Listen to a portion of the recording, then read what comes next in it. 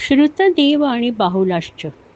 विदेहाची राजधानी मिथिला नगरीमध्ये श्रुतदेव नावाचा एक गृहस्थाश्रमी श्रेष्ठ ब्राह्मण श्रीकृष्णाचा परमभक्त होता. तो शांत, ज्ञानी आणि विरक्त होता. त्याच्याकडे अतिशय दुर्मिळ असा गुण होता की तो अत्यंत समाधानी होता. आपल्याला भिक्षा म्हणून जे काही मिळेल त्यात तो संतुष्ट असे. आपल्या ब्राह्मण धर्मानुसार योग्य ती धर्मेकर्मे तो करत असे. त्याचप्रमाणे त्याची बायका मुले सुद्धा नेहमी समाधानी असत. त्याच मिथिला नगरीचा राजा बाहुलाश्च होता. तो महान राजा जनकाचा वंशज होता. तो अतिशय उमदा आणि प्रामाणिक राजा होता आणि श्रीकृष्णाचा परमभक्त होता. विदेह देशात जाऊन ह्या आपल्या दोन्ही भक्तांना भेटण्याचं श्रीकृष्णाने ठरवलं.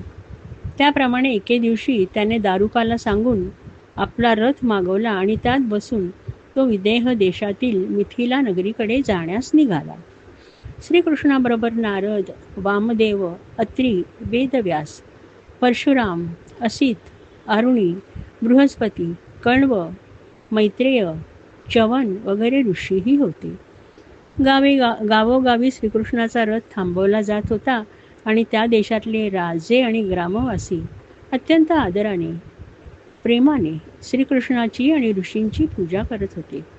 अशा प्रकारे त्यांनी अनर्त, ध्वन, कुरु, जांगल, कंक, मत्स्य, पांचाल, कुती, मधु, केकय, कोसल, अर्ण इत्यादी अनेक देशातून प्रवास केला. तेथील राजा आणि प्रजा श्रीकृष्णाचे मुग्ध करणारे हास्य आणि प्रेमपूर्ण नजरेने युक्त असं मुखकमल डोळे भरून पाहत असत आणि भगवान श्रीकृष्ण आपल्या दर्शनाने त्यांची अज्ञान दृष्टी नाहीशी करून त्यांना ज्ञान देऊन त्यांचं परमकल्याण करत चालले होते. असा प्रवास करत श्रीकृष्ण आणि सर्व ऋषी विदेह देशातील मिथिला नगरीत येऊन पोचले. जेव्हा लोकांना कळलं की श्रीकृष्ण आणि अनेक ऋषी मिथिला नगरीत आले आहेत तेव्हा त्यांना अतिशय आनंद झाला. ते निरनिराळे पूजेचे साहित्य जसं की फुलं, चंदन, धूप, उदबत्ती वगैरे घेऊन गावाच्या वेशीवरच त्यांचं स्वागत करण्यासाठी जमा झाले. सर्वांनी अत्यंत प्रेमाने आणि आदराने श्रीकृष्णाची आणि सर्व ऋषींची पूजा केली. नगरीच्या बाहेर श्रुतदेव आणि राजा बाहुलाश्च हे दोघेही होते. त्या दोघांनीही श्रीकृष्णाच्या चरणांवर लोटांगण घातलं. त्यांच्या डोळ्यातून सतत अश्रू ओघळत होते. दोघांनीही श्रीकृष्णाला हात जोडून मुनींसह आपल्याकडून आतिथ्य स्वीकारण्यासाठी आमंत्रित केले.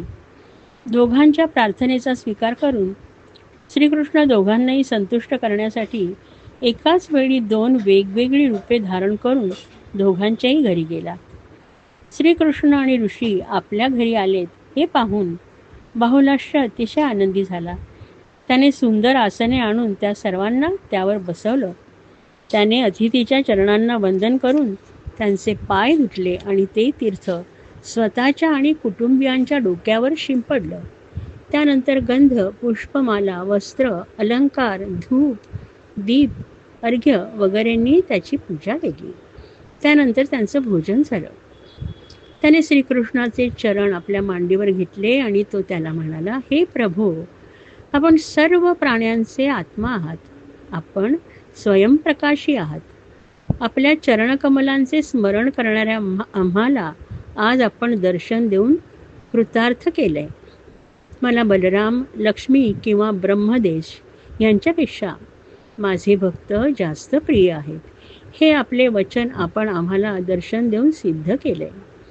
स्वतः हा परमेश्वर असूनही लोककल्याणासाठी आपण यदुवंशात जन्म घेऊन त्या वंशाला धन्य केले. आपले चरण कमल आम्हाला सतत आमच्या समोरच हवे आहेत. तुम्ही कृपया थोडे दिवस तरी आमच्या घरी राहा आणि आमच्या घराचा स्वर्ग करा. श्रीकृष्णाने त्याच्या विनंतीला मान्यता दिली आणि ऋषींसह काही दिवस तो बाहुलाश्वाच्या घरी राहिला. श्रुतदेव देखील आपल्या घरी श्रीकृष्ण आणि ऋषी आलेले बघून अतिशय आनंदी झाला. श्रुतदेवाने चटया, पाट, कुशासनी घालून त्या सर्वांना बसवलं आणि आपल्या पत्नीसह त्या सर्वांचे चरण धुतले आणि ते तीर्थ स्वतःसह आपल्या घर आणि कुटुंबियांवर शिंपडले. त्यानंतर त्याने फळं, फुलं, वाळा घातलेले मधुर पाणी, कस्तुरी, तुळस, कमळे जे जे मिळाले त्या सामग्रीने त्यांची पूजा केली आणि सात्विक भोजन त्यांना वाटलं. त्यानंतर तो भगवंतांच्या चरणापाशी बसला आणि परत परत भगवंतांची चरणधूळ आपल्या मस्तकी धारण करू लागला. श्रीकृष्णाने बरेच दिवस श्रुतदेवाकडे आनंदाने निवास केला आणि मग ते सर्वजण द्वारकेला निघून गेले. परीक्षिताचा संभ्रम. परीक्षिताला एक संभ्रम होता. तो त्याला शुकमुनींकडून समजून घ्यायचा होता. तो शुकदेवांना म्हणाला, हे मुनिवर, सर्व भोगांचा त्याग केलेल्या शंकराची जे देव, असुर किंवा मनुष्य भक्ती करतात ते बहुतेक धनसंपन्न होतात. पण लक्ष्मीपती विष्णूंची उपासना करणारे मात्र साधारणतः तसे नसतात. दोन्ही प्रभू एकमेकांच्या विरुद्ध स्वभावाचे आहेत. पण त्यांच्या उपासकांना त्यांच्या स्वरूपाच्या विरुद्ध असं फळ मिळतं. ह्याविषयी माझ्या मनात मोठा संदेह आहे. तो आपण दूर करू शकाल का? तेव्हा शुक म्हणतात, शिव नेहमी आपल्या शक्तीने युक्त असून अहंकाराचे अधिष्ठाते आहेत. वैचारिक, तेजस आणि तामस असे अहंकाराचे 3 भेद आहेत. या त्रिविध अहंकारापासून 10 इंद्रिये, पंचमहाभूते, एक मन असे 16 पदार्थ उत्पन्न झाले. म्हणून या सर्वांच्या अधिष्ठात्या देवतांपैकी कुणाचीही उपासना केल्यावर त्या देवतेनुरूप ऐश्वर्याची प्राप्ती होते. पण श्रीहरी स्वतः पुरुषोत्तम आहेत. ते प्रकृतीच्या पलीकडील आहेत आणि स्वतः गुणरहित आहेत. ते सर्वज्ञ आहेत आणि सर्वांच्या अंतःकरणात वास करतात. जो त्यांचं भजन करतो तो स्वतः सुद्धा गुणातीत होतो. हे राजा, तुझे आजोबा धर्मराज युधिष्ठिर ह्यांनी अश्वमेध यज्ञ पूर्ण झाल्यावर भगवंतांना हाच प्रश्न विचारला होता. तेव्हा त्यांनी असं उत्तर दिलं होतं की ज्याच्यावर मी कृपा करतो त्याचं सर्व धन मी हळूहळू काढून घेतो. तो जेव्हा निर्धन होतो तेव्हा त्याचे बांधव त्याला सोडून जातात. मग धन मिळवण्यासाठी तो उद्योग करू लागतो. तेव्हा सुद्धा त्याचे ते प्रयत्न मी निष्फळ ठरवतो. तेव्हा तो कंटाळून माझ्या भक्तांशी मैत्री करतो. तेव्हा मी त्याच्यावर कृपा करतो. माझ्या कृपेने त्याला सूक्ष्म, अनंत, सच्चिदानंद स्वरूप अशा परब्रह्माची प्राप्ती होते. अशा प्रकारे माझी आराधना करणं अत्यंत कठीण आहे. हे जाणून लोक मला सोडून देतात, इतर देवतांची आराधना करतात आणि नंतर ते लवकर प्रसन्न होणाऱ्या देवतांकडून राज्य, वैभव इत्यादी मिळून उन्मत्त होतात आणि आपल्याला वर देणाऱ्या देवतेलाही विसरून जातात. उलट त्यांची अवहेलना करतात. श्री शुकदेव परीक्षिताला म्हणाले, ब्रह्मदेव, महादेव आणि नारायण तिघेही देव वर आणि शाप देण्यास समर्थ आहेत. परंतु त्यापैकी ब्रह्मदेव आणि महादेव शीघ्र वर किंवा शाप देतात. पण नारायण तसे नाहीत. मी तुला या संबंधीची माहिती म्हणून वृक नावाच्या असुराची कथा सांगणार आहे. हा वृकासूर एकदा नारदांना भेटला. त्याने त्यांना विचारलं, ब्रह्मा, विष्णू आणि महेश ह्या त्रिमूर्तीपैकी कोण सर्वात लवकर प्रसन्न होतात? मी त्याच देवाची तपश्चर्या करीन. तेव्हा नारद म्हणाले, तुझ्यासारख्या भक्तावर महादेव लवकर प्रसन्न होतील. त्यांनी तसं आधीही केलं आहे. रावण आणि बाणासूर हे महादेवांचे मोठे भक्त होते आणि त्या दोघांनीही महादेवांच्या कृपेने मोठी संपत्ती आणि सत्ता मिळवली होती. तूही तसं करू शकतोस. वृकासुराची कथा.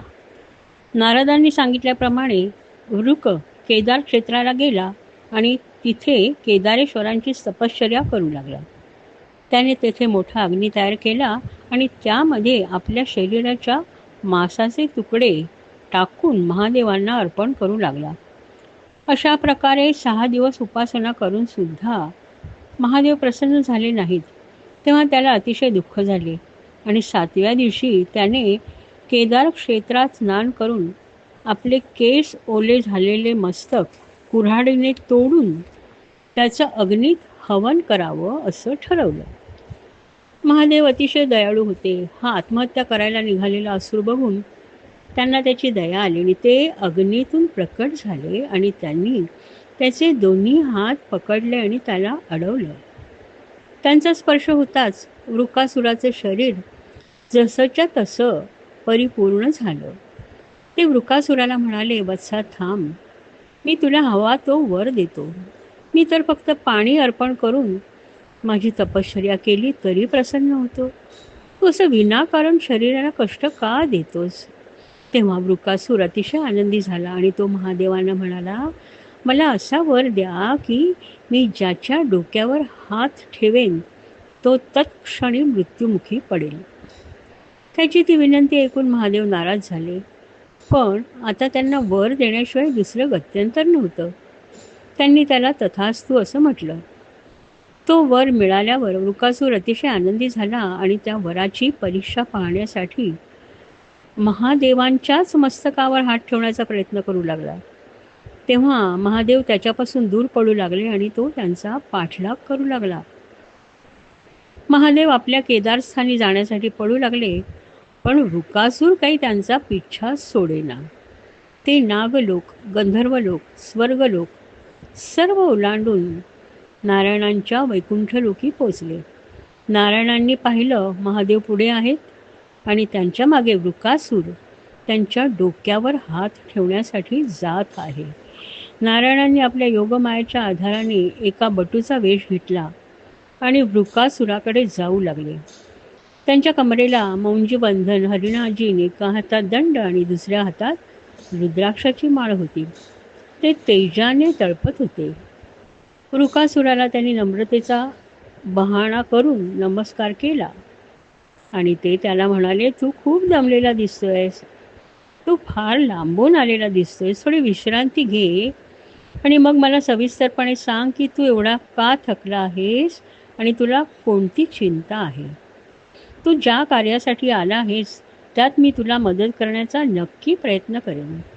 तू चेहऱ्यावरून खूप भोळा दिसतोयस आणि त्यामुळे तुला कोणीतरी फसवलंय असं मला वाटतंय. असं म्हणून नारायण त्याच्याकडे दयाळू नजरेने बघू लागले. त्या बटूचे ते गोड बोल ऐकून वृकासूर खुश झाला आणि त्याने त्या बटूला आपण किती प्रखर तपश्चर्या केली आणि महादेवांनी आपल्याला कसा वर दिला ह्याची माहिती दिली. तो पुढे म्हणाला, तो वर खरा आहे की नाही हे मला महादेवांच्या डोक्यावरच हात ठेवून पाहायचे होते, पण ते तर माझ्यापासून दूर गेले आहेत आणि मी त्यांचा पाठलाग करतोय. तेव्हा बटूच्या रूपातील नारायण हसून वृकासुराला म्हणाला, तू मूर्ख आहेस. तुझ्या चेहऱ्यावरूनच मला समजलं की तू अतिशय भोळा आहेस. महादेवांच्या शब्दांवर कधीच विश्वास ठेवायचा नसतो. त्यांनी तुला फसवलंय. तेव्हा वृकासुराला आश्चर्य वाटलं. तो बटूला म्हणाला, तू काय बोलतोयस? त्यांनी रावणाला आणि बाणासुराला वर दिला होता असं मला नारद मुनींनी सांगितलं आणि ते तर कधीच खोटं बोलणार नाहीत. तेव्हा नारायण म्हणाले, मला ते काही माहीत नाही, पण महादेवांवर अजिबात विश्वास ठेवू नकोस. प्रजापती दक्षाने देखील त्यांचा सन्मान केला नव्हता. महादेव तुझ्यापासून भीतीने पळून गेले नाहीत तर आपला वर खोटा ठरणार आहे हे तुला कळू नये हीच त्यांची इच्छा होती आणि म्हणून ते पळून जात होते. हे ऐकून वृकासूर अतिशय गोंधळला. ते बघून नारायण म्हणाले, हे बघ, मी काय तुला सांगतो ते नीट ऐक. त्यांचा वर खरा आहे की नाही हे तू पडताळून पहा. तुझाच हात तुझ्या डोक्यावर ठेव आणि बघ, तुला नक्की काही होणार नाही. त्यानंतर आपण दोघं मिळून महादेवांना शोधून काढू आणि त्यांनी तुला का फसवलं ह्याची विचारणा करू. नारायणांचे ते गोड बोल ऐकून वृकासूर इतका प्रभावित झाला की स्वतःची विचारशक्तीच हरवून बसला. काहीही विचार न करता त्याने स्वतःचा हात स्वतःच्या डोक्यावर ठेवला. दुसऱ्याच क्षणी त्याच्या मस्तकाचे 2 तुकडे झाले आणि तो गतप्राण होऊन खाली पडला. त्याचवेळी स्वर्गातील देवांनी जय जयकार केला. देवता, ऋषी, पितर, गंधर्व सर्वांनी भगवंतांवर पुष्पवर्षाव केला. अशा रीतीने शंकर त्या संकटातून मुक्त झाले. नारायण महादेवांना म्हणाले, देवाधिदेवा, ह्या दुष्टाला त्याच्या पापांनीच नष्ट केलं. तुमच्यासारख्या महापुरुषाचा अपमान करणारा कोणता प्राणी सुखात राहील? आपण स्वतः जगद्गुरु विश्वेश्वर आहात. तेव्हा ज्याने आपला अपमान केलाय त्याला हीच शिक्षा मिळणार. त्रिमूर्तींपैकी सर्वश्रेष्ठ कोण? एकदा सरस्वती नदीच्या तीरावर यज्ञासाठी अनेक मोठमोठे ऋषी एकत्र आले होते. ब्रह्मदेव, शंकर आणि विष्णू ह्यामध्ये सर्वश्रेष्ठ कोण ह्याबद्दल त्यांच्यामध्ये तर्कवितर्क चालू होते. तेव्हा नारद मुनी तेथे आले आणि म्हणाले, तुम्ही कुणासाठी यज्ञ करताय? तेव्हा भृगु ऋषी म्हणाले, त्रिमूर्तींपैकी जे सर्वश्रेष्ठ आहेत त्यांच्यासाठी. तेव्हा नारद हसून म्हणाले, तुम्हाला माहिती आहे का की कोण सर्वश्रेष्ठ आहे ते? असं म्हणून नारद मुनी तिथून निघून गेले. ऋषींचा ह्या बाबतीत काहीच निर्णय होत नव्हता. तेव्हा सर्वांनी विचार विनिमय करून एक मताने असं ठरवलं की भृगु ऋषींनी तिघांकडेही जाऊन ते ठरवायचं. त्याप्रमाणे प्रथम भृगु ऋषी ब्रह्मदेवांच्या सत्यलोकात गेले. ब्रह्मदेवांची सत्व परीक्षा पाहण्यासाठी त्यांनी त्यांना नमस्कार केला नाही किंवा त्यांच्याबद्दलचा आदर सुद्धा दाखवला नाही, त्यांची स्तुती केली नाही. तेव्हा ब्रह्मदेवांना फार राग आला. पण भृगु आपलाच पुत्र आहे असा विचार करून ब्रह्मदेवांनी विवेकबुद्धीने तो क्रोध आतल्या आत शांत केला. तेथून भृगु ऋषी महादेवांच्या कैलासावर गेले. त्यांना पाहून आपला भाऊ आला आहे म्हणून शंकर आनंदाने उभे राहून त्यांना आलिंगन देण्यासाठी पुढे गेले.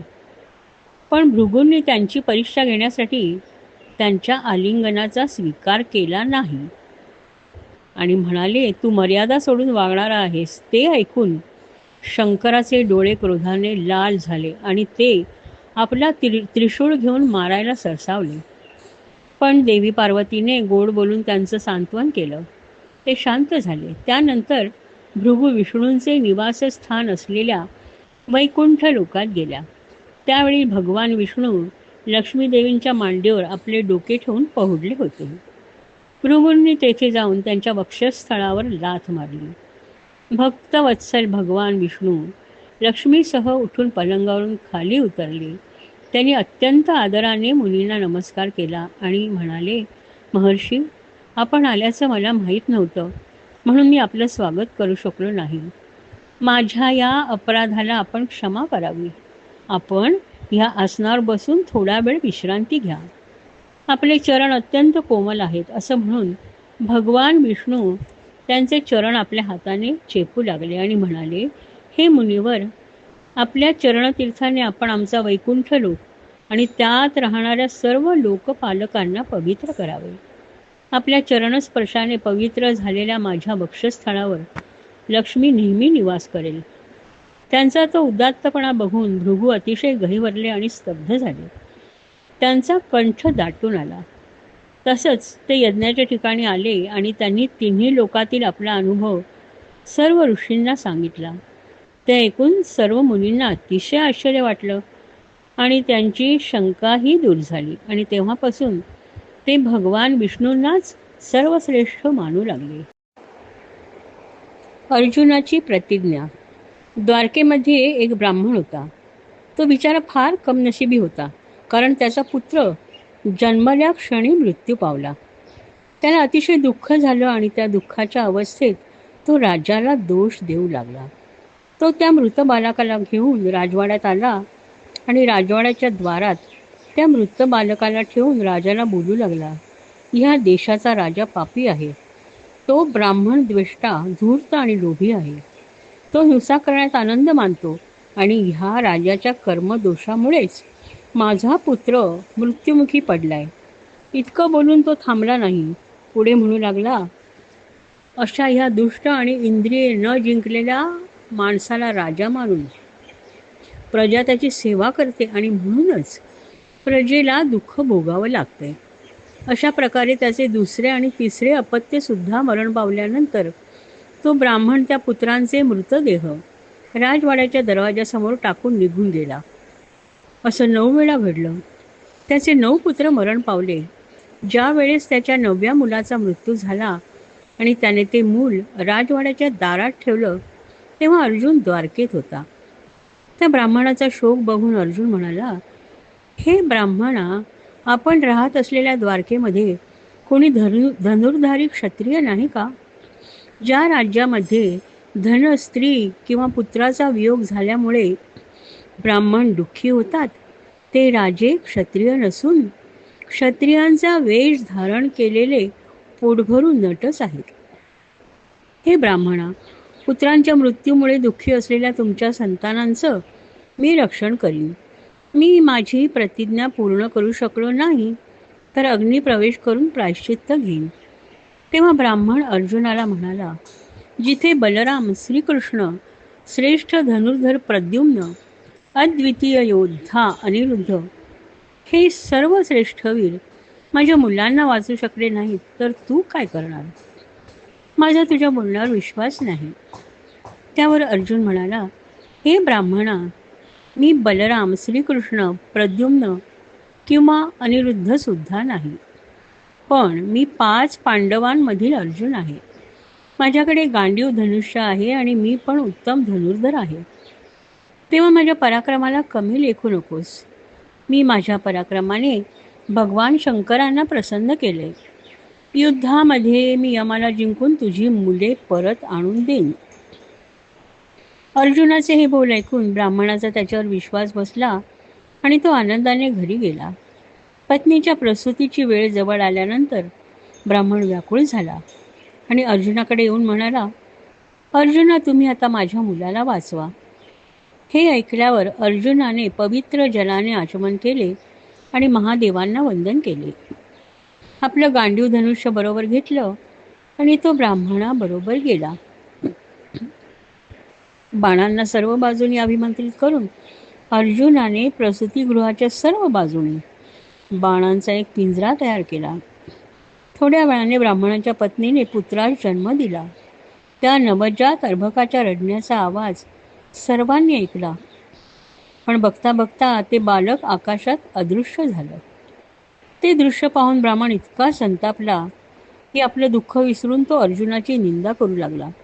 तो म्हणू लागला, जिथे बलराम, श्रीकृष्ण, प्रद्युम्न, अनिरुद्ध जी गोष्ट करू शकले नाहीत, तिथे हा काय करणार? मी मूर्खासारखा त्याच्या बोलण्यावर विश्वास ठेवला, असं म्हणून तो त्याला शिव्याशाप देऊ लागला. तेव्हा अर्जुन आपल्या योगमायेच्या बळावर यमराजाचं निवासस्थान असलेल्या संयमनीपुरीत गेला.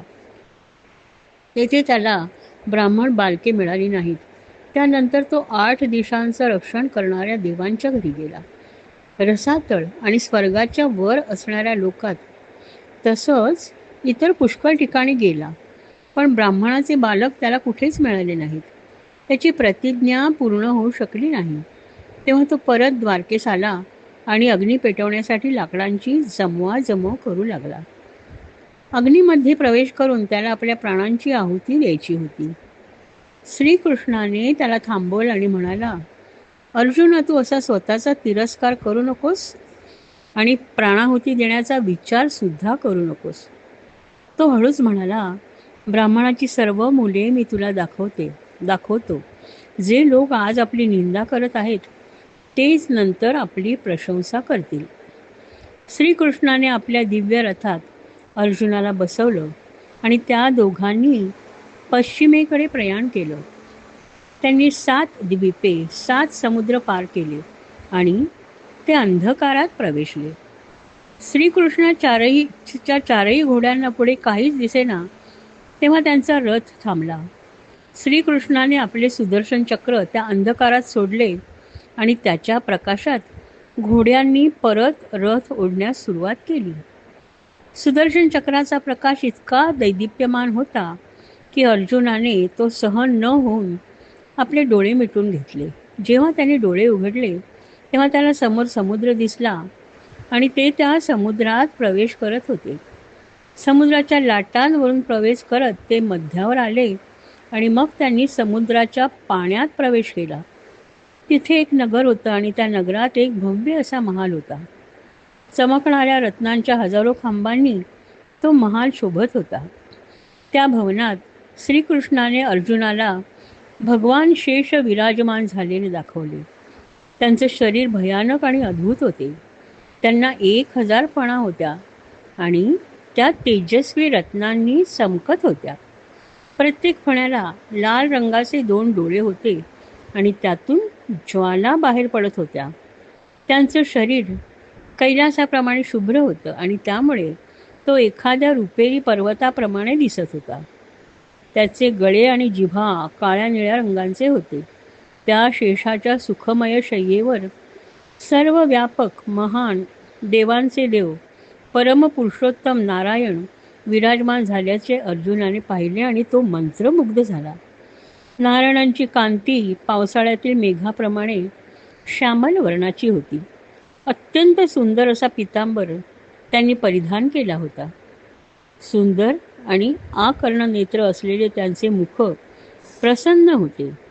बहुमोल रत्नजडित मुकुट आणि रत्नजडित कुंडले त्यांनी धारण केली होती. त्यांच्या तेजाने त्यांचे कुरळे केस चमकत होते. त्यांचे 8 दीर्घ बाहू होते. गळ्यात कौस्तुभमणी होता. वक्षस्थळावर श्रीवत्स चिन्ह आणि गळ्यात वनमाला होती. त्या दृश्याने भारावलेल्या अर्जुनाने पाहिले. आपले स्वरूप असलेल्या भगवान अनंताला श्रीकृष्णाने नमस्कार केला आणि अर्जुन भानावर आला. त्यानेही भगवंतांना नमस्कार केला आणि ते दोघेही दोन्ही हात जोडून भगवंतांपुढे उभे राहिले. तेव्हा सर्वांचा स्वामी असलेला त्या परमात्म्याने स्मितहास्य करीत गंभीर वाणीने त्यांना म्हटलं, कृष्ण आणि अर्जुना, तुम्ही दोघांनीही धर्माचं रक्षण करण्यासाठी ह्या पृथ्वीवर जन्म घेतलाय आणि तुम्ही दोघंही माझे अंशावतार आहात आणि तुम्हाला दोघांना पाहण्यासाठी मी ब्राह्मणाची मुले माझ्याकडे आणली आहेत. त्यांना तुम्ही घेऊन जा. पृथ्वीला भारभूत झालेल्या दैत्यांचा संहार करून लवकरच तुम्ही माझ्याकडे परत या. तुम्ही दोघे नर आणि नारायण ऋषी आहात, पण मनुष्य जातीच्या कल्याणासाठी तुम्ही मानव जन्म घेतलाय. त्या दोघांनी परत नारायणांना साष्टांग नमस्कार केला आणि ते द्वारकेत परतले. त्या मुलांची जशी वये रूपे होती तसंच त्यांना ब्राह्मणाकडे सुपूर्त केले. तेथून परत आल्यावर अर्जुनाचे विचार बदलले. त्याच्या लक्षात आलं की त्याच्या गांडीव धनुष्याचे बळ, त्याच्या सर्व अस्त्रांचे बळ ही केवळ श्रीकृष्णाची कृपा आहे. श्रीकृष्णाशिवाय तो अपूर्ण आहे. जीवनामध्ये जे काही बळ आहे ते श्रीकृष्णाच्या कृपेचेच फळ आहे, ह्याचा त्याला अनुभव आला. श्रीकृष्ण ह्या जगात सामान्य मनुष्याप्रमाणे जगत होता आणि ज्या कार्यासाठी त्याने पृथ्वीवर अवतार घेतला होता ते पूर्ण करण्याची वाट बघत होता. तो इतर क्षत्रियांप्रमाणे देवाची भक्ती करत होता आणि त्यांना प्रसन्न करण्यासाठी यज्ञ करत होता. त्याला माहीत होतं की हे सर्व नारायणांना प्रसन्न करण्यासाठी केले जात होते आणि तो तर स्वतःच नारायण होता. त्याला जगातील लोकांना चांगली वर्तणूक द्यायची होती. कुठली कर्मे मनुष्यासाठी चांगली आहेत ते त्याला लोकांना दाखवून द्यायचं होतं. त्यासाठी तो सामान्य मनुष्याप्रमाणे वागत होता. तो निष्काम होता, पण लोकांनी आळशी बनू नये हे शिकवण्यासाठी तो स्वतःचे कर्तव्य बजावत होता आणि सतत कामात व्यग्र होता. भगवान श्रीकृष्णांनी आदर्श महापुरुषांसारखे आचरण करीत ब्राह्मणादी सर्व प्रजेचे सगळे मनोरथ पूर्ण केले. त्यांनी काही अधर्मी राजांना स्वतः मारून आणि कित्येकांना अर्जुनाकडून मारून घेतले आणि धर्माची स्थापना केली. स्कंध 11. ऋषींचा शाप. पृथ्वीवर जन्म घेतलेल्या दुष्ट असुरांचा एक एक करत श्रीकृष्णाने नाश केला होता. वृंदावनात असताना अनेकांचा नाश केला होता. काहींचा बलरामाने केला होता आणि काहींचा नाश करणं अजून बाकी होतं. पण त्याच्या आधी काही गोष्टी श्रीकृष्णाला करायच्या होत्या. ज्या वेळेस पृथ्वीला दुष्ट असुरांचा भार असह्य झाला होता तेव्हा ती आणि ब्रह्मदेव नारायणांकडे आले आणि त्यांनी नारायणांना पृथ्वीवर अवतार घेऊन ह्या दुष्ट असुरांचा नाश करण्यासाठी प्रार्थना केली होती. त्यांच्या विनंतीला मान देऊन नारायणांनी अवतार घेतला होता. पण तो अवतार घेताना नारायणांबरोबर स्वर्गातले अनेक देव श्रीकृष्णाचे नातेवाईक म्हणून यादव कुळात जन्मले होते. श्रीकृष्णाच्या अवतार समाप्तीच्या अगोदर ह्या सर्वांना मुक्त करणं आवश्यक होतं. कारण जोपर्यंत अजिंक्य यादव कुळ जिवंत होते तोपर्यंत पृथ्वीवरील भार पूर्णपणे नाहीसा होणार नव्हता आणि दुसऱ्या कुणाकडूनही त्यांचा संहार होणं अशक्य होतं. म्हणून बांबूच्या बेटांमध्ये बांबू एकमेकांवर घासल्यावर जसा अग्नी उत्पन्न होऊन त्या बेटाचा नाश करतो, त्याप्रमाणे यदुवंशात आपापसात कलह उत्पन्न करून त्यांचा नाश करावा असं श्रीकृष्णाने ठरवलं. त्यानंतरच माझं पृथ्वीवरील कार्य संपेल आणि मी माझ्या निजधामाकडे जाईन असं त्याला वाटलं. आणि ह्या सर्वांसाठी ऋषींचा शाप हा सर्वात उत्तम मार्ग असेल असं त्याला वाटलं. श्रीकृष्ण हा मनुष्य अवतारातील परब्रह्म होता. त्याच्या इच्छेनुसार सर्व काही घडत होतं. विश्वामित्र, असित, कण्व, दुर्वास, भृगु, अंगिरा, कश्यप, वामदेव, अत्री, वसिष्ठ, नारद इत्यादी मोठमोठे ऋषी पिंडारक क्षेत्री जावयास निघाले आणि त्याने विचार केला की आपण द्वारकेला जाऊन श्रीकृष्ण आणि बलराम यांची भेट घेऊ आणि त्यानंतर पिंडारक क्षेत्रास जाऊ. त्याप्रमाणे ते द्वारकेला आले. श्रीकृष्ण, बलराम आणि द्वारकेतील इतर वडीलधारी मंडळींनी त्यांचे अत्यंत आदराने स्वागत केले. ऋषींनी काही काळ सर्वांसोबत घालवावा अशी त्यांनी इच्छा व्यक्त केली. ऋषीगणांनीही त्याला आनंदाने संमती दिली. राजवाड्याचा सुंदर बगीचा त्यासाठी निवडला गेला. यादव कुळातील जी पोरसौदा मुले होती ती अत्यंत व्रात्य होती. त्यांनी ह्या सर्व ऋषींची गंमत करण्याचं ठरवलं. त्यांनी सांबाला म्हणजे श्रीकृष्ण आणि जांबवतीचा पुत्र त्याला एका बाईप्रमाणे तयार केलं आणि ऋषीजवळ घेऊन गेले. त्यांनी सर्वांनी ऋषींना खाली वाकून नमस्कार केला आणि अत्यंत विनयाने म्हणाले, हे ऋषीवर, तुम्ही कृपा करून आमच्या प्रश्नाचं उत्तर द्याल का? असं म्हणून ते स्त्री वेशातील सांबाला घेऊन आले आणि म्हणाले, ही बाई गरोदर आहे आणि तिला पुत्र होईल की कन्या होईल हे जाणून घेण्यासाठी ती उत्सुक आहे. तिला तुमच्या समोर येण्यास लज्जा वाटते म्हणून आम्ही आपल्याला हा प्रश्न विचारतोय.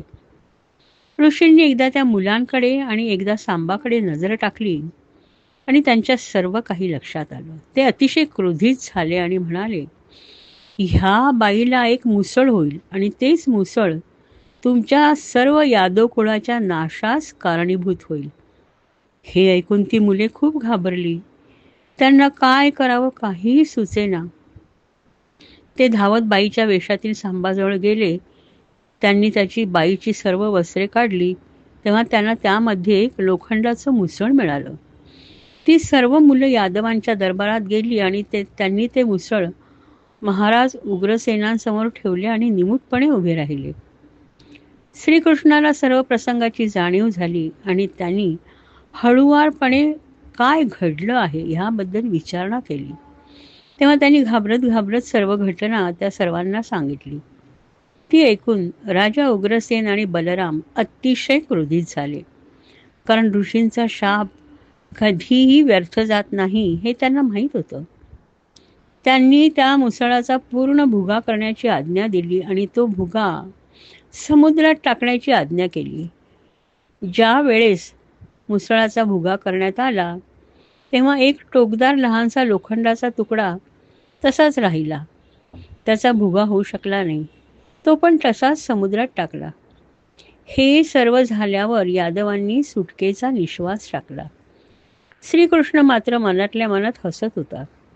लोखंडाचा तो चुरा लाटांबरोबर वाहत वाहत किनाऱ्यापर्यंत आला आणि थोड्याच दिवसात त्या चुऱ्यापासून लव्हाळी निर्माण झाली.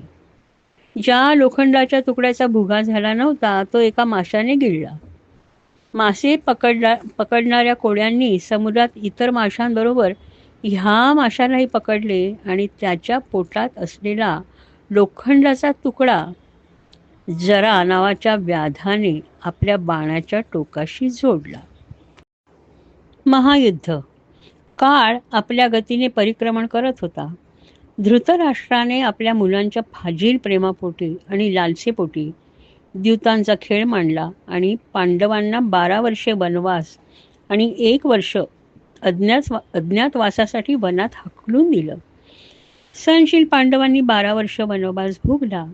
आता 1 वर्ष त्यांना अज्ञातवासात काढायचं होतं. त्या काळात जर त्यांना कोणी ओळखलं असतं तर परत 12 वर्षे वनवास आणि 1 वर्ष अज्ञातवास भोगायचा अशी अट होती. पांडवांनी 1 वर्षाचा अज्ञातवास मत्स्य देशाचा राजा विराट ह्याच्या दरबारात काढला. त्या काळात युधिष्ठिर कंक नावाचा ब्राह्मण बनून राजाच्या सभेत त्याचा सल्लागार म्हणून राहिला. भीमाने बल्लव नावाच्या आचार्याचा वेश घेतला आणि तो राजाच्या स्वयंपाकघरात काम करू लागला. अर्जुनाने बृहन्नडा नावाच्या नृत्य शिक्षकाचा वेश घेतला आणि हा शिक्षक तृतीयपंथी होता असं भासवलं. नकुल ग्रथिक नावाने घोड्याच्या अश्वशालेत काम करू लागला आणि सहदेव तंतीपाल नावाचा गोरक्षक म्हणून काम करू लागला. द्रौपदी राजा विराटची पत्नी सुदेष्णा हिची सौंदर्य सल्लागार म्हणून काम करू लागली आणि तिचं नाव सैरंध्री होतं. अशा प्रकारे 5 पांडवांनी आणि द्रौपदीने अज्ञातवासातले 1 वर्ष मोठ्या कठीण परिस्थितीत पार पाडलं. हे सर्व दिव्य यशस्वीपणे पार पाडल्यानंतर पांडव हस्तिनापुराला परत आले आणि त्यांनी आपल्या राज्याची मागणी धृतराष्ट्राकडे केली.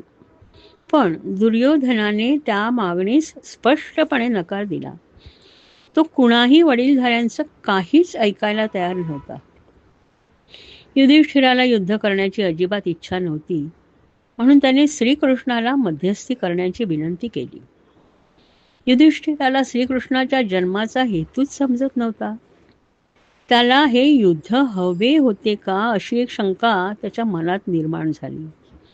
श्रीकृष्णाने मध्यस्थी करण्याचा पूर्ण प्रयत्न केला, पण दुर्योधनाने त्याला स्पष्ट सांगितलं की पांडवांना राज्य काय, सुईच्या टोकावर राहील इतकी सुद्धा जमीन आम्ही देणार नाही. त्यामुळे आता युद्ध अटळ होतं. युद्धासाठी कुरुक्षेत्राची निवड झाली. कौरवांतर्फे दुर्योधन आणि अर्जुन असे दोघेही द्वारकेला श्रीकृष्ण, बलराम आणि यादवांची मदत मागण्यासाठी आले. त्या दोघांनाही श्रीकृष्णाने 2 अटी सांगितल्या आणि त्याप्रमाणे त्यांनी निवड करावी असं सांगितलं. अटीनुसार सर्व यादव सैन्य एकाला मिळेल आणि दुसऱ्याला एकटा श्रीकृष्ण शस्त्रविरहित मिळेल. दुर्योधन आणि अर्जुन या दोघांमध्ये अर्जुन लहान असल्यामुळे त्याला निवड करण्याची पहिली पसंती देण्यात आली. अर्जुनाने श्रीकृष्णाची निवड केली. तो त्याला त्याचा सारथी म्हणून हवा होता. श्रीकृष्णाने ह्या गोष्टीला संमती दिली. दुर्योधनाला अतिशय आनंद झाला, कारण सर्व यादव सैन्य कौरवांच्या बाजूने लढणार होतं. दुर्योधन हा बलरामाचा अतिशय आवडता शिष्य होता. तो बलरामाकडे गेला आणि त्याने बलरामाला कौरवांच्या बाजूने युद्ध करण्याची विनंती केली. तेव्हा बलराम त्याला म्हणाला, हे दुर्योधना, पांडव माझे आते भाऊ आहेत. तुम्हीही मला प्रिय आहात. मला तुम्हा कौरव पांडवांमध्ये कोणताही भेदभाव करायचा नाही आणि मला कोणाच्याच बाजूने लढायचं नाही. पांडवांनी श्रीकृष्णाची निवड केली असल्यामुळे मला माझ्या भावाच्या विरोधात जाऊन तुमच्या बाजूने लढायचं नाही. मी ह्या युद्धात भाग घेणार नाही. तू माझा लाडका शिष्य आहेस, तेव्हा ह्या युद्धात तू क्षत्रियाच्या नावाला शोभेल असंच वर्तन कर, असं म्हणून बलराम तिथून निघून गेला. बलरामाने विचार केला की कौरव पांडवांतील हे युद्ध चालू असताना त्याचं द्वारकेत मन लागणार नाही, म्हणून त्याने तीर्थयात्रेला निघून जाण्याचा निर्णय केला आणि तसं त्याने सर्वांना सांगितलं. कुरुक्षेत्राच्या पवित्र तीर्थक्षेत्रावर कौरव पांडवांमध्ये महायुद्ध झालं. हे युद्ध 18 दिवस चालू होतं. युद्धाच्या शेवटी फारच थोडे लोक जिवंत राहिले. अनेक रथी, महारथी, शूरवीर ह्या युद्धात वीरगतीस प्राप्त झाले. सर्व रणभूमीवर मोठमोठ्या उमद्या उच्चकुलीन काही अहंकारी राजांच्या रक्ताचे पाट वाहू लागले. सगळीकडे हाहाकार माजला. रणभूमीवर फक्त स्त्रियाच आपल्या पतींच्या प्राणहीन शरीराजवळ बसून शोक करताना दिसत होत्या. कौरवांचा पराजय झाला होता आणि पांडव विश्वविजयी झाले होते. अशा प्रकारे पृथ्वीवर धर्म प्रस्थापन केल्यावर श्रीकृष्णाचं कार्य संपत आलं होतं. तो आता आपल्या वैकुंठस्थानी जाण्यासाठी उत्सुक झाला होता. बलरामाची तीर्थयात्रा. बलरामाने त्याच्या तीर्थयात्रेस सुरुवात केली. सर्वात प्रथम तो प्रभास तीर्थक्षेत्रास गेला. त्यानंतर तो उत्तरेकडे सरस्वती नदीच्या दिशेने गेला. त्याने पुढे पृथ्वडूक, बिंदुसारस, सुदर्शन, शक्र अशा अनेक तीर्थांना भेट दिली. त्यानंतर पूर्वेकडे वाहणाऱ्या सरस्वती नदीमध्ये त्याने स्नान केले. त्याचप्रमाणे गंगा आणि यमुनेच्या अनेक उपनद्यांना त्याने भेट दिली. त्यानंतर उत्तरेला जेथे अनेक ऋषी यज्ञ करत होते त्या निमिषारण्यात तो पोचला. बलराम हा आदिशेषाचा अवतार आहे हे सर्व ऋषींना माहीत होतं. त्यामुळे त्या सर्वांनी अत्यंत आदराने आणि भक्तीने त्याचं स्वागत केलं. त्याने ह्या आदराचा स्वीकार केला आणि तो आपल्या आसनावर स्थानापन्न झाला. त्यानंतर त्याची दृष्टी व्यास मुनींचे शिष्य रोमहर्षण यांच्यावर पडली. त्याच्या लक्षात आलं की ज्यावेळेस तो ह्या आश्रमात प्रवेश करता झाला तेव्हा फक्त रोमहर्षणांनी उठून त्याचं स्वागत केलं नव्हतं. बलरामाला अतिशय राग आला, कारण रोमहर्षण हे वर्णाने सूत असून सुद्धा त्यांना बलरामापेक्षा उंच आसन दिलेलं होतं. सर्व ब्रह्मवृंदाने बलराम तेथे आल्यावर तो क्षत्रिय असून सुद्धा त्याचं उभं राहून स्वागत केलं होतं आणि त्याला आदराने वागवलं होतं. पण रोमहर्षण जन्माने सूत म्हणजे क्षत्रियांच्या खालच्या श्रेणीतले असूनही त्यांनी मात्र बलरामाला हवा तसा आदर दिला नव्हता. ते आपल्या आसनावरून उठले सुद्धा नव्हते. बलराम विचार करू लागला, रोमहर्षण हे व्यासांचे शिष्य असून सुद्धा त्यांनी माझा अपमान केलाय. व्यासांचा शिष्य असल्यामुळे ते धर्मशास्त्रात पारंगत असले पाहिजेत, पण त्यांच्या वागण्यातून त्यांना ह्याबद्दलची साधी मूलतत्वे सुद्धा माहीत नसावीत असं वाटतंय. ते मृत्यूलाच पात्र आहेत असा विचार करून त्याने रोमहर्षणांचा वध केला. हा प्रकार पाहून सर्व ऋषींना धडकी भरली. बलरामाकडून अशा कृत्याची त्यांनी अपेक्षाच केली नव्हती. त्यांना अतिशय वाईट वाटलं. ते बलरामाला म्हणाले, तुम्ही अतिशय चुकीची गोष्ट केली आहे. आम्ही सर्वांनी एकच जुटीने रोमहर्षणांना ब्राह्मणाचं स्थान दिलं होतं. त्यांना ह्या यज्ञाच्या समाप्तीपर्यंत उदंड आयुष्य आणि उत्तम आरोग्य आम्ही सर्वांनी प्रदान केलं होतं. रोमहर्षणांना वेद, इतिहास, पुरुष उत्तम रीतीने ज्ञात होते. असा माणूस ब्राह्मणांच्या योग्यतेचा असतो. ते ह्या यज्ञाचे गुरुपदेशक होते. म्हणूनच तुम्ही आल्यावर ते उठून उभे राहिले नाहीत. तुमच्या या कृत्यामुळे तुम्हाला ब्रह्महत्येचे पातक लागले आहे. आम्हाला सर्वांना माहिती आहे तुम्ही कोण आहात. तुम्ही आणि तुमचा भाऊ श्रीकृष्ण ह्याने मानव कल्याणासाठी अवतार घेतलाय. पण मनुष्य जातीला योग्य मार्ग दाखवणं हे तुमचं कर्तव्य आहे. त्यासाठी या पातकाचं प्रायश्चित्त घेणं तुम्हाला बांधील आहे. हे सर्व ऋषींकडून ऐकून बलरामाला अतिशय पश्चाताप झाला. तो ऋषींना म्हणाला, तुम्ही सांगाल ते प्रायश्चित्त घेण्यास मी तयार आहे. ह्या रोमहर्षणाचं आयुष्य किती वर्ष होतं ते मला सांगा. माझ्या योगमायेच्या किमयेने मी त्यांना जिवंत करतो. त्यावर ऋषी म्हणाले, तुमची योगमाया ह्या कारणासाठी वापरू नका आणि ह्या विश्वाच्या नियमानुसार एकदा मृत्यू पावलेला मनुष्य परत जिवंत होत नसतो. पण त्याबरोबर आम्ही त्यांना उदंड आयुष्याचा दिलेला वरही खोटा ठरता नाही. आता ह्यातून कसा मार्ग काढायचा ते तुम्हीच ठरवा. असं म्हणून सर्व ऋषी गप्प बसले. बलरामाने थोडा विचार केला आणि तो म्हणाला, वेदांप्रमाणे पित्याचा देह पुत्राचा देह म्हणून जन्माला येतो, म्हणून त्याचा पुत्र उग्रश्रव ह्यास मी रोमहर्षणांचे सर्व गुण आणि तुम्ही दिलेला वर प्रदान करतो. ह्यानंतर बलरामाने ऋषींना ब्रह्महत्येचे प्रायश्चित्त कसे घ्यायचे ह्याची विचारणा केली. तेव्हा ऋषी म्हणाले, पल्लव नावाचा अतिशय दुष्ट असुर आहे आणि तो आमच्या यज्ञात सतत अडथळा आणत असतो. तो अतिशय घाणेरडा आहे. त्याच्या अंगाला दुर्गंधी येत असते. प्रत्येक पौर्णिमेच्या आणि अमावस्येच्या रात्री येऊन तो आमच्या यज्ञात घाण करत असतो. तुम्ही जर का त्याला यमसदनास पाठवलेत तर तुमचे आमच्यावर फार उपकार होतील आणि तुमचं ब्रह्महत्येचं पातकही नष्ट होईल. त्यानंतर तुम्ही तुमची तीर्थयात्रा पूर्ण करू शकता. ऋषींच्या सांगण्याप्रमाणे बलराम पल्लवाच्या येण्याची वाट पाहू लागला. जेव्हा त्याची येण्याची वेळ झाली तेव्हा वातावरणात इतकी दुर्गंधी पसरली की बलरामाला श्वास घेणं सुद्धा कठीण होऊ लागलं. सगळीकडे घाणीचा पाऊस पडू लागला आणि त्यातूनच तो आपला त्रिशूळ घेऊन यज्ञशाळेत अवतरला. त्याने बलरामावर त्रिशूळ उगारला. बलरामाने डोळे मिटून आपल्या नांगराची आणि मुसळाची इच्छा केली. त्याबरोबर ते त्याच्या हातात आले.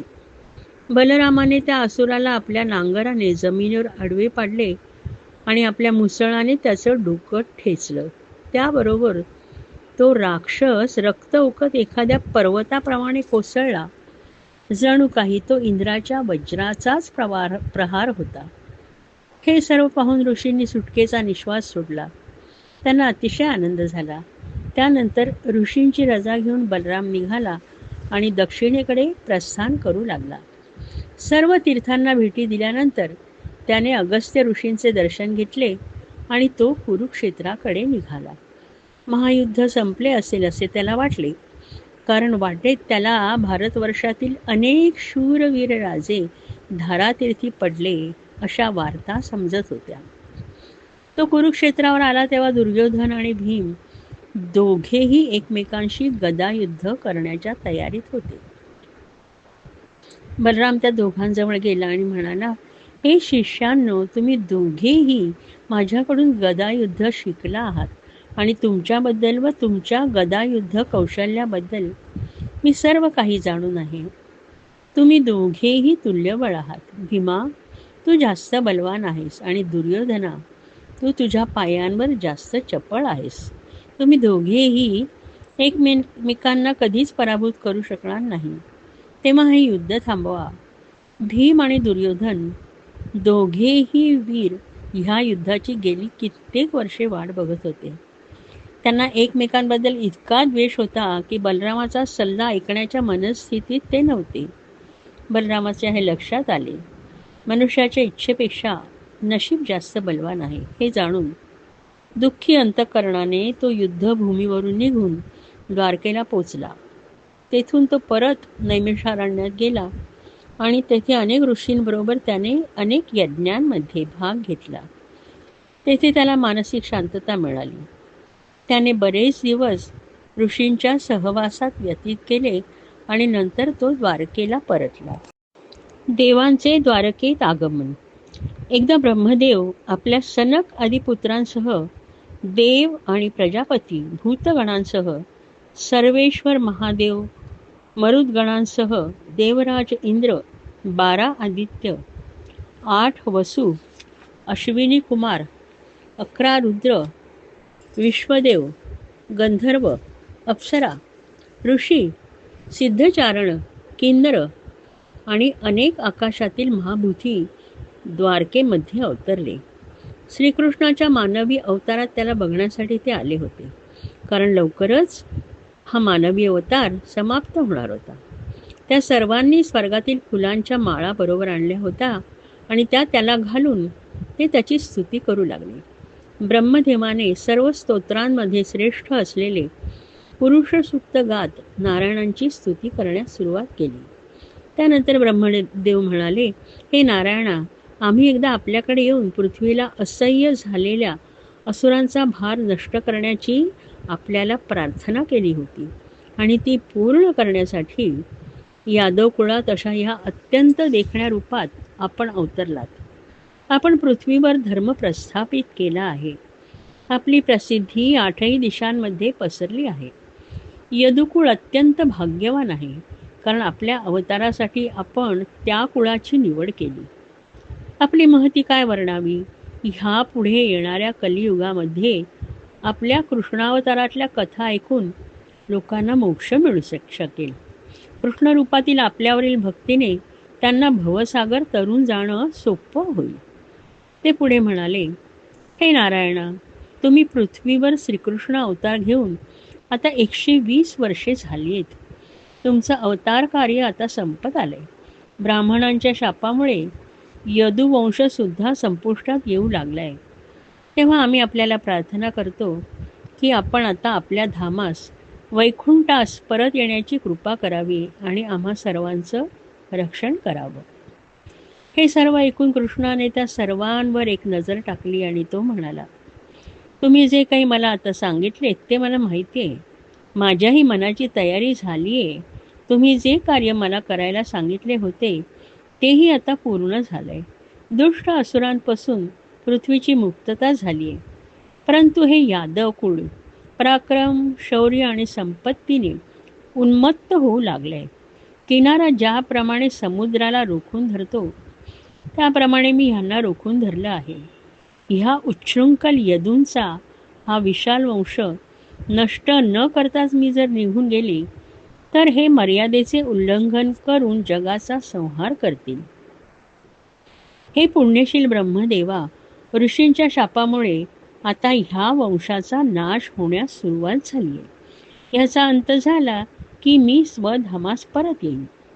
काळ खूप झपाट्याने पुढे जातोय आणि ऋषींचा शाप सत्यात उतरण्याची वेळ जवळ येऊ लागली.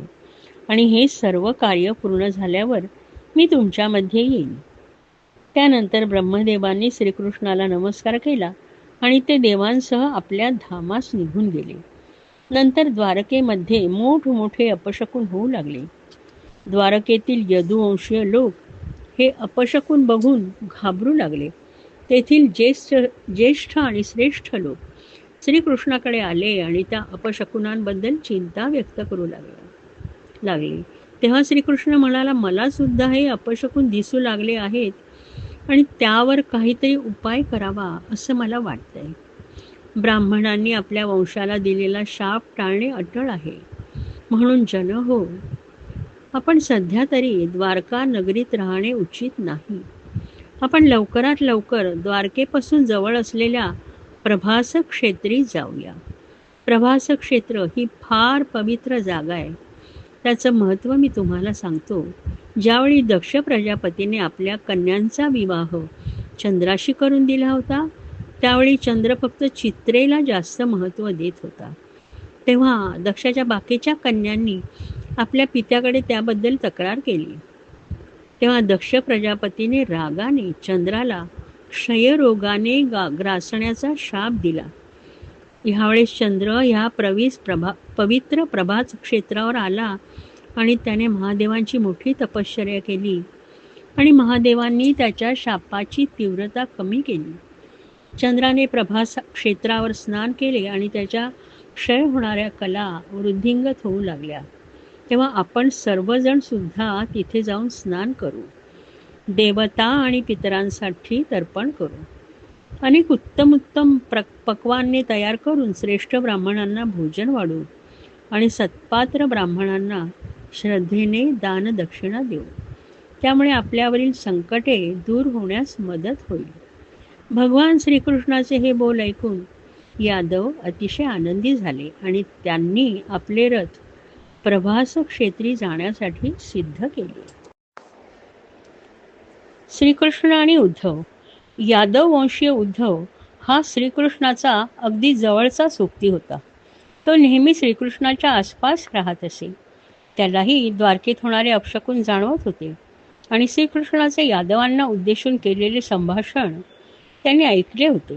त्यामुळे श्रीकृष्णाशी एकांतात बोलण्याची त्याला फार इच्छा होती आणि त्याप्रमाणे त्याला तशी संधी मिळाल्यावर तो श्रीकृष्णाला साष्टांग नमस्कार करून म्हणाला, हे श्रीकृष्णा, तू तर प्रत्यक्ष परमेश्वर आहेस आणि यादव कुळाचा नाश करायचा ही तुझीच इच्छा आहे.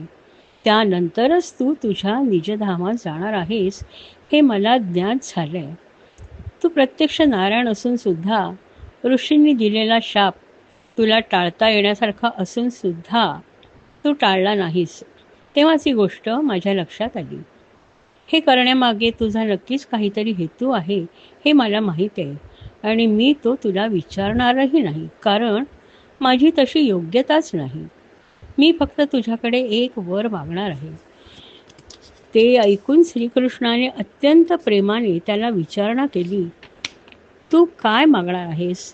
तेव्हा उद्धव म्हणाला, हे श्रीकृष्णा, गेली अनेक वर्ष मी सतत तुझ्याजवळ आहे. असा एकही क्षण गेला नसेल की मी तुला पाहिलं नाही किंवा तुझ्याशी बोललो नाही. तुझ्याशिवाय, तुझ्या चरणदर्शनाशिवाय मी एक क्षणही ह्या पृथ्वी तलावर राहू शकणार नाही. म्हणून मी तुला प्रार्थना करतो, जेव्हा तू ह्या पृथ्वी तलावरून जाशील तेव्हा मला तुझ्याबरोबर घेऊन जा. मी तुझ्याशिवाय राहू शकणार नाही. असं म्हणून उद्धव हुंदके देत रडू लागला. श्रीकृष्णाने अत्यंत प्रेम भरल्या नजरेने त्याच्यावर दृष्टी टाकली. आपला लाडका भक्त इतका दुःखी झाला आहे हे पाहून त्याला अत्यंत वाईट वाटलं. नारायणांचे आपल्या भक्तांवर अत्यंतिक प्रेम होते. कधी कधी हे प्रेम लक्ष्मीच्या प्रेमापेक्षाही श्रेष्ठ ठरत होते. श्रीकृष्णाने अत्यंत मृदुतेने उद्धवाचे हात आपल्या हातात घेतले आणि तो म्हणाला, उद्धवा, मला यादव कुळाचा नाश करायचा आहे हे तू बरोबर ओळखलंस. ते आपापसात युद्ध करून नाश पावतील. फार पूर्वी ब्रह्मदेवांच्या विनंतीवरून मी आदिशेषाबरोबर पृथ्वीवर धर्मस्थापनेसाठी मानवावतार धारण केला आणि ते माझं कार्य आता पूर्णत्वास गेलंय. आता फक्त यदुवंशाचा विध्वंस हे एकच कार्य राहिलंय. इथून आठवडाभरात यादव वंशाचा ऱ्हास होईल आणि त्यानंतर मी येथून निघून जाईन. मी गेल्यानंतर ही द्वारका नगरी समुद्रात बुडून जाईल. मी गेल्यावर कलियुगाचा जन्म होईल. अशा कलियुगाचा की ज्यामध्ये पाप करण्यात लोक आनंद मानतील. मी या पृथ्वीचा त्याग केल्यावर तू इथे राहू नकोस. तू आपले आप्त स्वजन आणि भाऊबंधांचा स्नेहसंबंध सोडून दे आणि केवळ माझ्या ठाई मन लावून सर्व पृथ्वीवर विहार कर. सर्व मायेचा त्याग कर. माया म्हणजे काय हे मी तुला थोडक्यात सांगतो आणि त्यामुळे तिचा त्याग करणं तुला सोपं जाईल. माया जलात न गुरफटता त्यातून बाहेर पडणं सोपं जाईल. ह्या जगात मन, डोळे, कान, नाक, जीभ, त्वचा ह्या इंद्रियांनी जे अनुभवलं जातं ते सर्व नाशवान आहे. म्हणून ही मायाच आहे हे समज. ह्या सर्व इंद्रियांच्या मार्फत जे अनुभव मिळतात त्यांना मनोमय असंही म्हणतात, कारण ते मनापासून उत्पन्न होतात आणि म्हणून क्षणभंगूर असतात आणि ही सर्व माया आहे. जे मन ह्या मायेच्या मागे धावत राहते त्याच्यामध्ये अर्थातच गुणदोष निर्माण होतो. गुणदोष म्हणजेच तुमच्या जीवात्म्यावर, आणि जीवात्मा म्हणजे आत्म्याचे प्रतिबिंब. तर तुमच्या जीवात्म्यावर त्रिगुणांचं पटल तयार होतं आणि तो कलंकित होतो. मनुष्य त्या कलंकित जीवात्म्यालाच आत्मा समजू लागतो आणि संसार सागरात बुडू लागतो. त्यातून बाहेर पडणं अगदी कठीण जातं. म्हणून उद्धवा, तुमच्या मनाला आणि इंद्रियांना ताब्यात ठेवणं अत्यंत महत्त्वाचं आहे. तू इतका काळ माझ्या संगतीत घालवला आहेस की तुझी विवेकबुद्धी परिपक्व झाली आहे आणि संन्यास मार्गाला जाण्याचा प्रयत्न कर. त्यात तू नक्कीच यशस्वी होशील. उद्धवाने खिन्नपणाने मान हलवली आणि तो श्रीकृष्णाला म्हणाला, हे श्रीकृष्णा, हे सोपं काम नाही. आपलं मन ज्ञानेंद्रियांपासून मागे घेणं फार कठीण आहे. जवळजवळ अशक्यच म्हणणं. मी जो तुझा इतका मोठा भक्त आहे त्याला जर ही गोष्ट जवळजवळ अशक्य वाटते तर जे तुझी भक्तीही करत नाहीत त्यांची काय परिस्थिती होईल. मला हे सर्व आकलन होणे आणि त्यानुसार वागणे खूप कठीण वाटते. माझी या पाशातून मुक्तता होण्यासाठी मला तुझ्या मार्गदर्शनाची अत्यंत आवश्यकता आहे. सांग कृष्णा, हे मला कसं करता येईल. श्रीकृष्ण म्हणाला, ज्यांनी संसारातील सुखांचा उपभोग घेतलाय आणि शेवटी ज्यांनी संन्यास मार्ग स्वीकारून सत्याचा शोध घेतलाय त्यांनी स्वतःच्या मनाच्या दृढ निश्चयानेच ते केलंय. त्यांनी पुन्हा पुन्हा प्रयत्न करून स्वतःच्या इंद्रियांवर विजय मिळवला आहे. स्वतःला वाटणाऱ्या वासना स्वतःच प्रयत्नाने दूर केल्यात. त्यासाठी स्वतःचं मन अत्यंत खंबीर असायला हवं, ज्यामुळे मनुष्याची ह्या सर्वांपासून सुटका होऊ शकते. मनुष्याला परमेश्वराने चांगलं वाईट ह्यातील भेदभाव जाणण्याचं सामर्थ्य दिले आणि त्याच्या बळावरच मनुष्य सत्यापर्यंत पोचण्याचा मार्ग शोधू शकतो. मनुष्य जेव्हा सत्यापर्यंत पोचण्याचा प्रयत्न करत असतो तेव्हा त्याला 2 गोष्टींशी सामना करावा लागतो, प्रत्यक्ष आणि अनुमान. प्रत्यक्ष म्हणजे ज्ञानेंद्रियांमार्फत तो जे आकलन करतो ते, आणि अनुमान म्हणजे मन त्या प्रत्यक्षाबद्दल विचार करू लागते आणि त्याबद्दल तर्क करते ते. जे निर्भय शोधक असतात ते त्यांचा सत्याचा शोध चालूच ठेवतात. सामान्य माणूस ह्या विचारापाशी येऊन थांबतो की परमात्मा त्याच्या आकलनाच्या पलीकडे आहे. तो डोळ्याने एखादी वस्तू बघतो, स्पर्शाने त्याला जाणीव होते. उदाहरणार्थ गरम हवा, पाणी हे प्रत्यक्ष असले तरी तो हेच अनुमान करतो की ह्या सर्वाच्या मागे कोणती तरी शक्ती आहे जी त्याला समजू शकत नाही, पण तिचं अस्तित्व मात्र त्याला जाणवतं. त्याचं मन प्रकाशित होतं. गहन विचार केल्यावर त्याला हे जाणवलं की प्रत्यक्ष जरी ही वस्तुस्थिती असली तरी प्रत्यक्षाचा वास्तव अर्थ वेगळा आहे आणि तो त्याला हळूहळू समजू लागतो आणि तो सत्यापर्यंत पोचण्याचा प्रयत्न करतो. हे सर्व मी तुला निसर्गातील काही उदाहरणे देऊन स्पष्ट करणार आहे.